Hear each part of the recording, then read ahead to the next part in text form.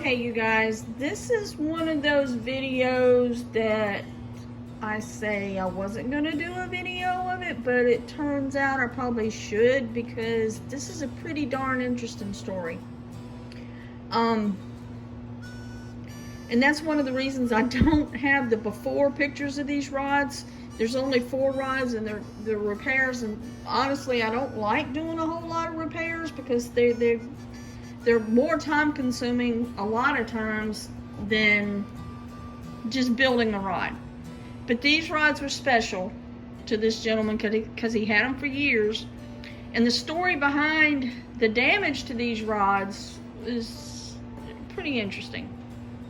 A drunk driver literally drove through this gentleman's building that his fishing tackle was in, hit the wall that all his rods were on. He had 20-something rods, and he was only able to save about 4 of them. Well, he brought them to me and told me this story, and I was, well, shocked. But anyway, 3 of them weren't in really bad shape, but the 4th one I'm going to show you here in a minute was in really bad shape, and I can go through a little bit more detail on those. But luckily they found the guy that ran through his shop, and I'm not saying he just hit the shop. He ran into, well, shop building, ran through the building. Anyway, all I really had to do on this one, this was one of his favorite rods, was replace a couple of the guides. And the thing about when you're doing repairs, you know, like I said, these are really older rods. You do your best to try to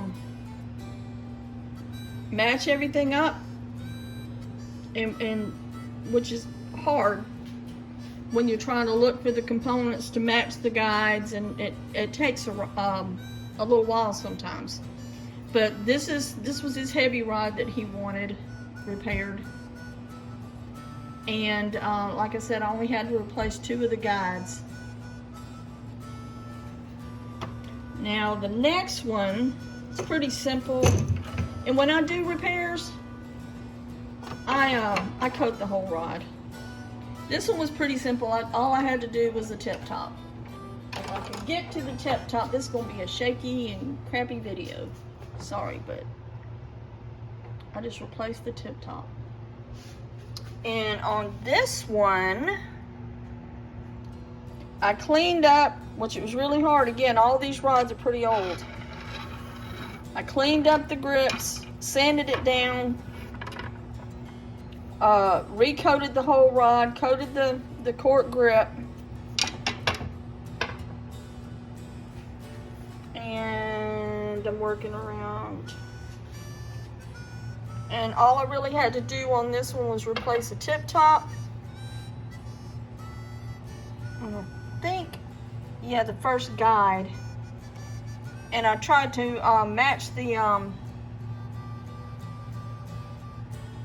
match it back up,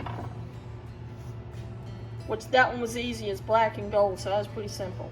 Now y'all follow me over here. Here's the good story. This rod, these were the guides that came off of it. They're old and brittle, and I decided after, you know, realizing that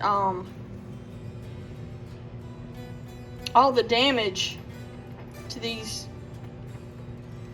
I mean, literally look. I mean, this rod, I'm surprised the blank wasn't demolished. Which part of the blank was demolished, I'm going to tell you that story. But this was the guides that came off of it. And I did, like I said, I just decided just to go ahead and rip all the guides off of it and replace the guides since they were old and decrepit and brittle. But this is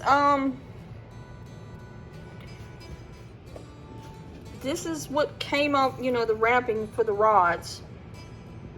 And when I say that it's hard to do a repair, because a lot of times, let me see if I can show you all this. This was actually, the blue was actually what the guides were wrapped, the thread that was wrapped around the guides originally when the rod was new. And this green right here, oh, you can see my dirty fingernail, I've been working, sorry. It faded. And this is what it ended up. I mean, we're talking 15 plus years. I forget exactly how old he said this rod was, but it was his favorite. He had a lot of memories with the rod, a lot of big catches, and when you like a rod that much, you want to get it repaired. So anyway, this is just some of the shavings, and you know, that came, well, not shavings, they look like shavings, but that came off of the rod when I was ripping the guides off. Okay, so now we're going to walk on over here to the rod. Now, this was literally this long when he brought it to me, because the butt was slap broke off. About, I don't know, 6 or 7 inches of the butt.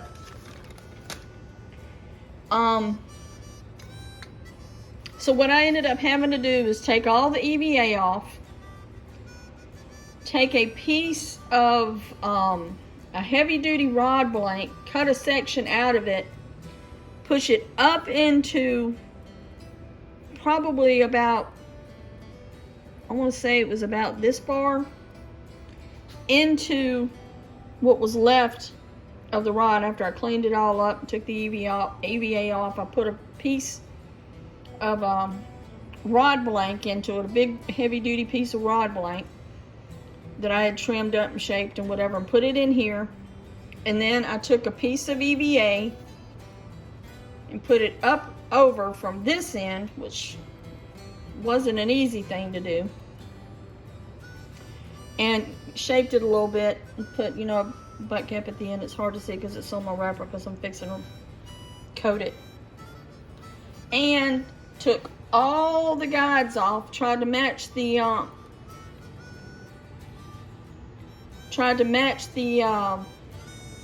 thread to what was originally on the rod, which, like I said, a lot of times that's hard to do, and sometimes you can only come as close as you can. But now this rod, and it's not coated yet, I'll do a quick clip after I actually coat the whole rod. But it's got brand new guides on it, brand new wraps. I'm still got to clean it up just a little bit more. So that's pretty much the story of that one. And I'll get another video after. Y'all take care. Tight lines. Okay, here is that repair with the clear coat on it. Still drying. I'd say it turned out pretty good. What do y'all think? Well, that's it for this video on this these repairs.